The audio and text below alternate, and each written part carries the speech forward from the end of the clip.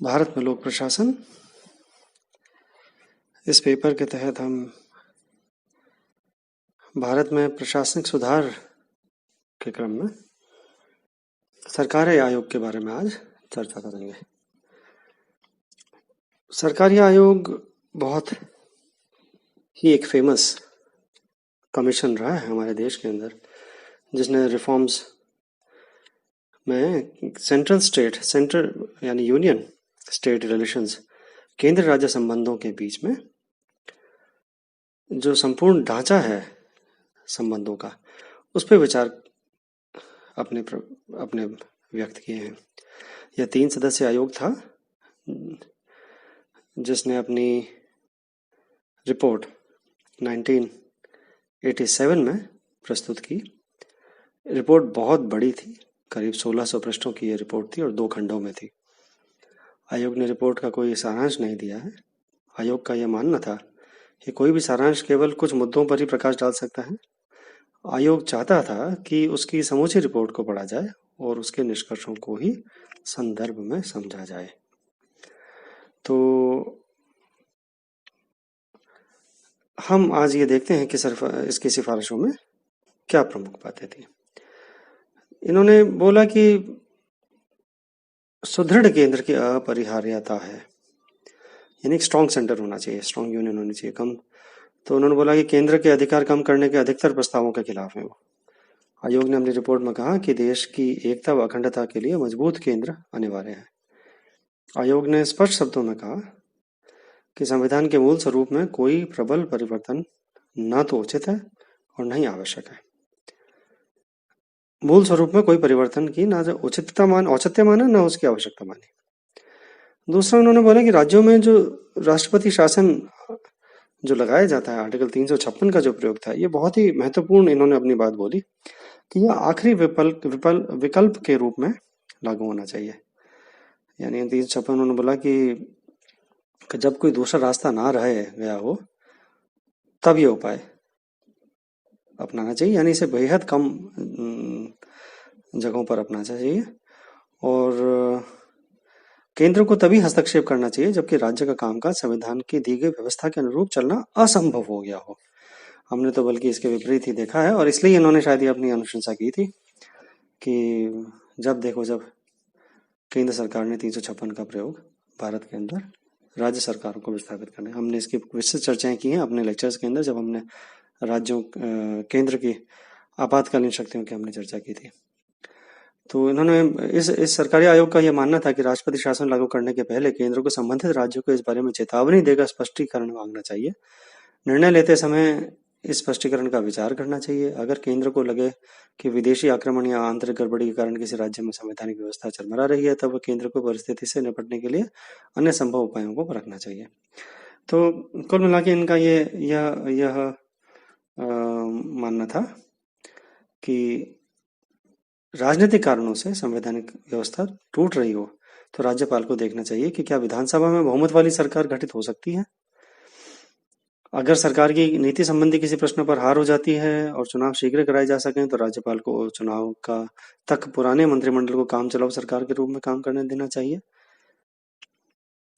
और काम चलाऊ सरकार नीति संबंधी कोई निर्णय नहीं ले सकती और इस प्रकार राजनीतिक संकट से निपटने की जिम्मेदारी मतदाता की होगी। तो मतदान से चीजों को स्पष्ट कराना चाहिए, ना कि जोड़ तोड़ की राजनीति से, ना कि इधर के एमएलएओं को उधर खरीद करके दूसरी पार्टियों में शामिल करके। इस बारे में बहुत विस्तृत इन्होंने बात बताई थी, लेकिन आज तक सरकारी आयोग की जो सिफारिशें हैं वो आधी अधूरी ही मानी गई हैं, बल्कि इनफैक्ट उन पर ज्यादा गौर भी नहीं किया गया। वित्तीय व्यवस्था के बारे में सरकारी आयोग ने सुझाव दिया कि योजना आयोग को प्रस्तावित वित्त आयोग प्रकोष्ठ को राज्यों की वित्तीय व्यवस्था को भी नियंत्रित करना चाहिए। अपने सुझाव में आयोग ने कहा कि प्रकोष्ठ को वित्त आयोग के मानदंडों में परिवर्तन का वार्षिक अनुमान भी लगाना चाहिए। इसके बाद योजना आयोग वित्त आयोग के पूर्वानुमानों में परिवर्तन व उसके कारण तथा अन्य की वार्षिक समीक्षा को राष्ट्रीय आर्थिक व विकास परिषद के समक्ष पेश करने में समर्थ होगा। केंद्र राज्यों में उन्होंने करों के बंटवारे के बारे में, जो बाद में अब हम देखते हैं कि जीएसटी आ गया है आज तो, लेकिन फिर भी हम एकेडमिक कारण से ये पढ़ते हैं कि उन्होंने केंद्र राज्य संबंधों करों के लिए क्या बोला था। तो सरकारी आयोग ने सिफारिश की थी कि निगम कर के उचित बंटवारे के लिए संविधान में संशोधन किया जाए। आयोग ने राज्यों की इस मांग को अस्वीकार कर दिया कि उन्हें उत्पादक के एवज में बिक्री कर में अधिक हिस्सा दिया जाए। संघ सरकार को आयकर पर अधिभार नहीं लगाना चाहिए, सिवाय किसी विशेष प्रयोजन से तथा सीमित अवधि के लिए। तो जो बंटवारों के बारे में, केंद्र राज्य संबंध के बंटवारों के बारे में जो एक विशेष खींचातान चलती रहती थी और चलती रहती है आज भी, जीएसटी के आने के पश्चात भी जीएसटी काउंसिल बनी हुई है, लेकिन हमारे देश के अंदर जो परिस्थितियां अभी चल रही हैं कोविड के कारण और डीमोनेटाइजेशन के कारण, और फिर बाद में जीएसटी आया, मतलब पहले डीमोनेटाइजेशन आया, फिर जीएसटी आया और अब उसके बाद कोविड आ गया है और आर्थिक मंदी से हम गुजर रहे हैं, तो राज्यों के संसाधनों के अंदर बहुत भारी कमी आई है। जीएसटी केंद्र के पास चला जाता है और केंद्र सरकार से फिर राज्यों के पास आने में अभी बहुत देरी हो रही है। संवर्धित सूची के मसले में आयोग ने सलाह दी कि संवर्धित सूची के मामलों पर केंद्र सरकार व राज्यों में विचार विमर्श होना चाहिए, जो कि इस समय नहीं हो रहा है। देखिए, ये विचार विमर्श तो कभी भी हमने देश के अंदर होता हुआ नहीं देखा है। केंद्र सरकार और राज्य सरकार के बीच में विचार विमर्श तो हमने कभी देखा ही नहीं है।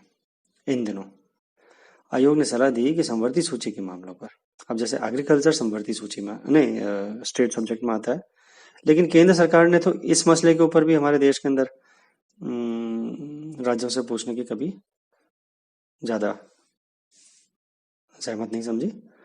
तो संघ सूची में उल्लेखित विषय जो हैं वो 97, जिसमें अवशिष्ट विषयों का उल्लेख है, जो एंट्री 97 है, 97वीं एंट्री है वो। तो कर लगाने संबंधी मामलों को छोड़कर इसे संवर्धित सूची में रखा जाना चाहिए। यानी इन्होंने बोला जो संघ सूची के अंदर डाल रखा है आपने, कोई भी अन्य मामला जो सामने आता है अवशिष्ट विषयों को, वो अवशिष्ट विषय राज्यों के पास होने चाहिए, इनका मानना यह था, या संवर्धित सूची में आना चाहिए, जिससे कि राज्य और केंद्र दोनों उसको हल कर सकें। लेकिन जब संविधान निर्माता ने उस समय समझा था कि यह केंद्र के पास रहना चाहिए, क्योंकि केंद्र ज्यादा शक्तियां अपने पास बनाए रखे।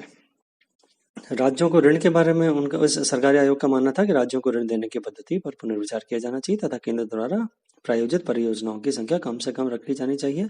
खासकर योजना अवधि के बीच में कोई नई परियोजना शुरू नहीं की जानी चाहिए। अब योजना अवधि के बीच में ही सारी योजनाएं शुरू हो रही हैं आजकल, तो हम देख रहे हैं योजना ही आजकल चेंज हो रहा है सिस्टम पैटर्न।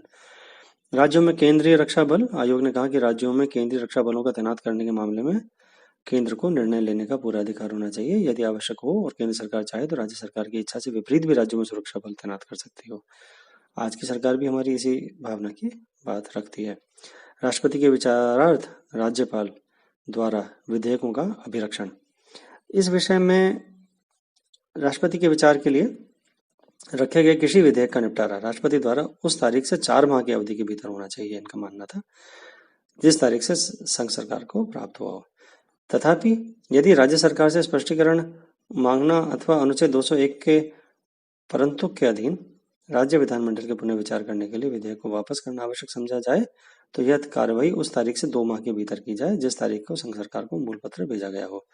सरकार ने अनुच्छेद 201 के परंतु के अधीन स्पष्टीकरण प्राप्त होने अथवा पुनर्विचारित विधेयक प्राप्त होने के बाद उस मसले का निपटारा राष्ट्रपति द्वारा उस तारीख से 4 माह के भीतर की अवधि में हो जाना चाहिए जिस तारीख के राज्य सरकार से स्पष्टीकरण अथवा पुनर्विचारित विधेयक प्राप्त हुआ हो। मतलब इन्होंने जो अपनी जो टेन्योर इसका रखा, इसका पीरियड जो रखा वो 4 महीने का रखा, जिस पीरियड में राज्य सरकार से केंद्र के पास गया वो, उससे 4 महीने के भीतर में ये सारा मामला निपटारा हो जाना चाहिए। अखिल भारतीय सेवाओं के बारे में अधिकारी आयोग का यह मानना था कि इंजीनियरिंग, चिकित्सा और शिक्षा के लिए अखिल भारतीय सेवा गठित करने का कदम उठाए जाने चाहिए। आयोग ने कृषि, सहकारिता और उद्योग के लिए भी अखिल भारतीय सेवा का गठन करने की सिफारिश की। इन सेवाओं के गठन के प्रथम चरण के रूप में केंद्र और विभिन्न राज्यों के अफसरों का पूल बनाकर निश्चित अवधि के लिए आकर्षक वेतन पर उनकी नियुक्ति अन्य राज्यों में की जाए। पूल प्रणाली के कुछ वर्ष तक ठीक से काम करने के बाद इस सेक्टर में अखिल भारतीय सेवा के गठन की दिशा में कदम उठाना चाहिए। आयोग ने कहा कि अखिल भारतीय सेवाओं को समाप्त करने या किसी राज्य के इससे अलग होने की अनुमति देना देश के व्यापक हित में नहीं होगा। यानी इनका अखिल भारतीय सेवा को इन्होंने सपोर्ट किया था और स्ट्रांग बनाने की बात की थी। सेवाओं को मजबूत बनाने के लिए केंद्र राज्यों में समय समय पर बातचीत होती रहनी चाहिए तथा केंद्र में डेपुटेशन पर अपने अफसरों को भेजने के बारे में राज्यों पर अनिवार्यता का अंश होना चाहिए तथा वर्तमान में डेपुटेशन में भेजे जाने वाले अफसरों की सहमति लेने की प्रक्रिया समाप्त होनी चाहिए। यानी कि राज्य सरकारों से रूटीन बेसिस पे केंद्र सरकार के अंदर अफसर जाने चाहिए और कोई भी उसके अंदर कोई उनकी इच्छा या अनिच्छा ऐसी बात को सहमति लेने की जरूरत नहीं है। आप उनको कंपल्सरीली भेजें और केंद्र सरकार के अंदर उनसे काम करवाएं। ऐसा मानना था सरकारी आयोग का। योजना आयोग के बारे में सरकारी आयोग जो अब योजना आयोग नहीं रहा है, जो नीति आयोग बन गया है, लेकिन फिर भी सरकारी आयोग के टाइम पे योजना आयोग था तो उन्होंने बुलाया था कि इस बात के पक्ष में नहीं है कि योजना आयोग को स्वायत्त संस्था बना दिया जाए। आयोग ने अपनी रिपोर्ट में कहा कि ऐसी स्वायत्त संगठन का कामकाज कानूनी पचड़ों, अड़ियल रोग और पेचीदगियों से ग्रस्त होगा। आयोग का यह मानना है, यानी अब हम कहेंगे कि मानना था कि योजना आयोग को केंद्र सरकार के नियंत्रण से बाहर नहीं होना चाहिए। तो आज जो हम नीति आयोग हम देखते हैं वो भी केंद्र सरकार के कंट्रोल के अंदर है, उसको लाया गया है। रिपोर्ट में कहा गया कि योजना आयोग को स्वायत्तता देने का विकल्प यह है कि इस संस्था और उनके कामकाज में सुधार लाया जाए। योजना प्रक्रिया के सभी चरणों में योजना आयोग राज्यों से पूर्ण और प्रभावी विचार विमर्श करे ताकि राज्य यह महसूस कर सकें कि उनकी भूमिका पूरक नहीं बल्कि बराबरी की भागीदारी की है। सरकार या आयोग की राय में योजना आयोग से विचार विमर्श के संबंध में स्वस्थ परंपरा कायम हो और योजना आयोग के सुझावों को समुचित महत्व दिया जाना चाहिए। इससे आयोग पर केंद्र के प्रभुत्व और उसे केंद्र सरकार की एक भुजा मानने संबंधी सभी शंकाएं दूर हो जाएंगी। तो सरकारी आयोग का यह सुझाव कि योजना आयोग का उपाध्यक्ष ख्याति प्राप्त विशेषज्ञ हो जो अपनी निष्पक्ष वस्तुनिष्ठता और प्रसिद्धि से केंद्र के साथ ही राज्य सरकारों का भी विश्वास प्राप्त कर सके। आयोग का यह भी कहना था कि उपाध्यक्ष की नियुक्ति राजनीतिक आधारों पर नहीं की जानी चाहिए। यह उन्होंने सुझाव दिया कि उस आयोग के वस्तुनिष्ठ तरीके से काम करने की क्षमता के प्रति किसी भी संदेह को दूर करने के लिए आयोग में ऐसे विशेषज्ञों को नियुक्त किया जाए जिनकी पेशेवर निष्ठा और योग्यता की साख स्थापित हो। फिर उन्होंने राष्ट्रीय विकास परिषद के बारे में बोला, जो पहले राष्ट्रीय विकास परिषद जो अब शामिल कर ली गई है नीति आयोग के अंदर ही इंक्लूड कर लिया उसे। इसके बारे में बताया कि प्रभावी बनाना चाहिए ताकि वह राज्य से केंद्र सरकार के बीच राजनीतिक स्तर की सर्वोच्च संस्था हो सके। आयोग के अनुसार इसका पुनर्गठन करके नाम बदलकर राष्ट्रीय आर्थिक एवं विकास परिषद कर दिया जाना चाहिए। अब तो हमने देखा है कि नीति आयोग के टाइम पे यह उसको समावेश कर लिया है नीति आयोग के अंदर। ये अलग से बॉडी नहीं रही है। अंतर्राज्यीय परिषद के बारे में उन्होंने बोला कि आर्टिकल 263 में उल्लिखित अंतर्राज्यीय परिषद की स्थापना पर जोर दिया, जो आपको याद होगा गोरवाला रिपोर्ट के अंदर भी दिया था। अंतर्राज्यीय परिषद को अनुच्छेद 263 खंड ख और ग में निर्धारित कर्तव्य सौंपे जाने चाहिए, सामाजिक आर्थिक आयोजन और विकास को छोड़कर। राज्यपाल के बारे में उन्होंने बोला कि राज्यपाल जो होता है वो सत्तारूढ़ पार्टी के अलावा किसी दूसरी पार्टी द्वारा शासित राज्य में केंद्र में सत्तारूढ़ पार्टी के किसी व्यक्ति को राज्यपाल नियुक्त नहीं करना चाहिए, यानी जिससे कि आपस में द्वेष ना पैदा हो। राज्यपाल के पद से निवृत्त होने के बाद किसी व्यक्ति को लाभ का कोई पद नहीं देना चाहिए। वह उपराष्ट्रपति या राष्ट्रपति का चुनाव लड़ सकता है पर दलगत राजनीति में सक्रिय भाग नहीं लेना चाहिए। सरकारी आयोग का सुझाव यह भी था कि संविधान के अनुच्छेद 155 में संशोधन कर राज्यपाल की नियुक्ति के बारे में राज्य के मुख्यमंत्री से सलाह मशवरे की व्यवस्था करनी चाहिए। यानी जब अगर ऑपोजिशन के पार्टी का रूल कोई स्टेट है, जैसे केंद्र सरकार के अंदर कांग्रेस है और राज्य सरकार में मान लीजिए बीजेपी है, तो केंद्र सरकार जिस राज्य के अंदर नियुक्त कर रही है वहां के मुख्यमंत्री से सलाह लेकर ही वहां पे, मैंने जैसे अभी आपको बताया कि वेस्ट बंगाल में हम देखते हैं कि जो जगदीप धनखड़ जी हैं गवर्नर, उनकी रोज बेसिस पे, डेली बेसिस पे, मतलब नियरली डेली बेसिस के ऊपर तकरार की स्थिति रहती है ममता बनर्जी चीफ मिनिस्टर से। इसी तरह राजस्थान के अंदर भी हम देखते हैं कि जब कांग्रेस की सरकारें रही हैं तो बीजेपी की जो अपॉइंटेड, जो चाहे वो कल्याण सिंह थे चाहे वो कलराज मिश्र हैं, वो कभी ना कभी कोई ना कोई बात से, इसी तरह कर्नाटका के अंदर, इसी तरह हमने और दूसरे स्टेट के अंदर भी देखा है कि जहाँ राज्यपाल विपक्षी पार्टी का होता है वहां वह राजनीति के अंदर मुख्यमंत्री के साथ कोई ना कोई उनकी तकरार की स्थिति बनी रहती है। इसी तरह इनके जो विचार थे राज्यपाल के बारे में, उन्होंने बोला कि इनकी योग्यता कोई के बारे में बोला कि जानी मानी हस्ती होनी चाहिए, राज्य की राजनीति में उसका सक्रिय भाग नहीं होना चाहिए और उसे तटस्थ तटस्थ होना चाहिए, वह राज्य के बाहर का व्यक्ति होना चाहिए।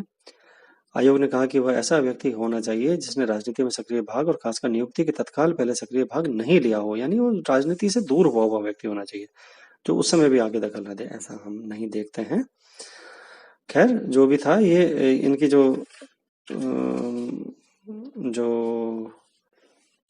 सरकार या आयोग की जो रिकमेंडेशंस थी उनको काफी कुछ माना भी गया और कुछ नहीं भी माना गया। जैसे मैंने आपको अपने पिछले सुधार के लेक्चर में भी बोला था कि जो हमारी ब्यूरोक्रेसी है वह सुधार के पक्ष में नहीं होती है, इसी तरह हमारे राजनीतिक दल भी ज्यादा सुधार के पक्ष में नहीं होते हैं। तो सरकारी आयोग की जो रिकमेंडेशंस थी वो भी हमारे देश के अंदर अब तक भी पूरी तरह लागू नहीं हुई हैं। आज तक के लिए इतना ही। धन्यवाद।